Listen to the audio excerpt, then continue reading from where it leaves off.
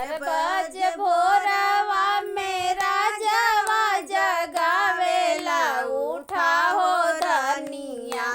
कैला शिवा का भोजनिया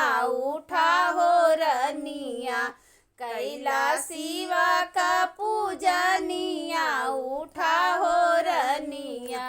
हमरे तहुए रजवा बेटा से पतोहिया बेटा से पतोहिया नहीं करब शिवा बाबा का पूजनिया ना करब शिवा बाबा का पूजनिया ना करब